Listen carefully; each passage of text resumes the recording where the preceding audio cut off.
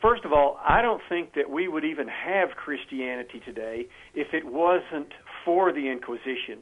And for the people who don't know what the Inquisition is, that was lasted about 700 years in Europe.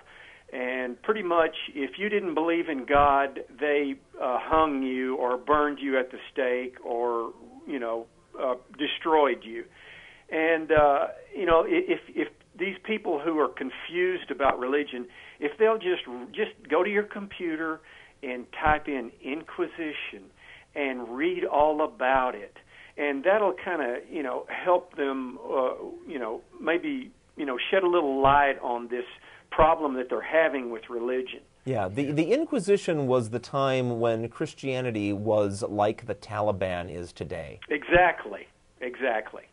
And that was kind of pretty much, in fact, the last time I brought up the Inquisition, I was at a party and they said the Taliban, they force people to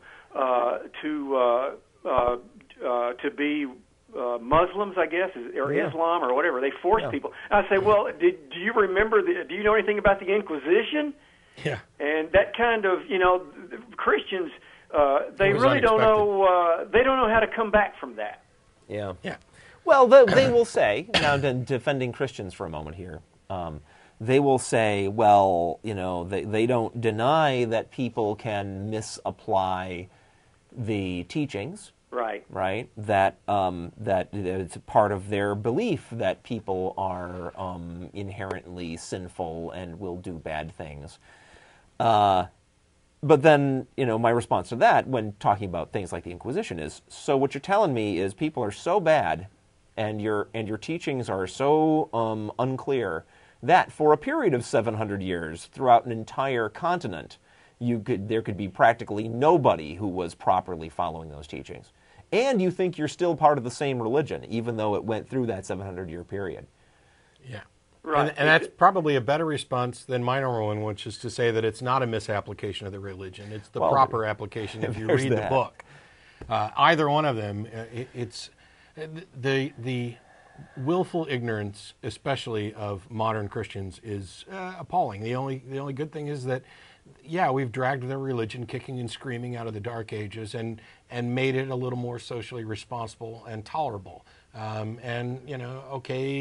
How much credit do they get for that? None. The fact that they became better people and stopped, it's the example that I've used over and over again. If you're beating somebody on the head with a stick and I make you stop, I'm not violating your right to practice your religion. The fact that they stopped because everybody else around them kept sneering whenever they would, beat somebody over the head doesn't earn them cool points. But, right.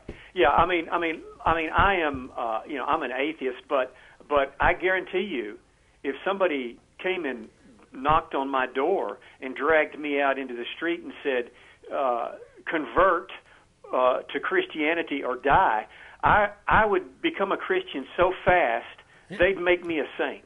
Yeah, anybody can pay lip service. Yeah, you're only saying that, of course, though, because they can't get away with that right now. Right, but they did from about 1200 until 1800. Right. And we're talking 1800. That's only a couple of hundred years ago. Yeah, I gotta let you go, Chuck, because there's another call waiting, and we're almost done with the show. But thanks a lot. We've got Alan here in Austin. Hello? Alan? Hello. Hi, Alan. Hi. I was wondering if I've heard that aliens came down and interbred with humans about 200,000 years ago to create the people that live on Earth today. And I was wondering if you had heard about that.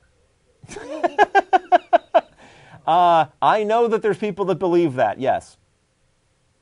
Okay, yeah, because I'm reading on Wikipedia about these huge megalithic structures, and it just doesn't seem that people could have made those. It seems like aliens came down. You don't think people could stack up blocks? I recommend a website called the Skeptic's Dictionary. Okay. Yeah, that sounds like a good one. Okay. Yeah. Thanks for your call. Okay.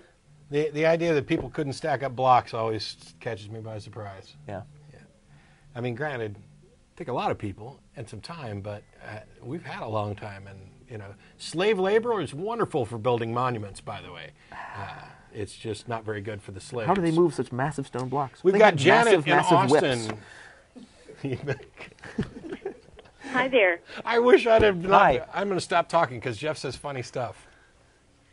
Hi, is this Janet?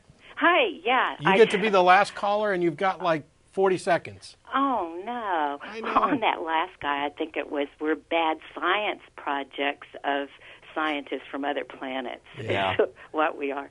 But I did have a friend that was an Iranian, and she had a rent house, and she had it completely destroyed. And I said, why did you rent it to those people? And she goes, because they said they went to church every Sunday, and they were Christians.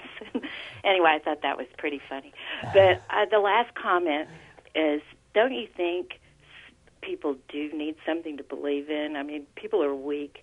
They have something to believe in. You had a caller a couple of weeks ago that said, hey, I'm not racist. I gotta cut you off, Jen. We're out of time. I would do something We'll bad answer. if I didn't have something to believe in. We'll answer.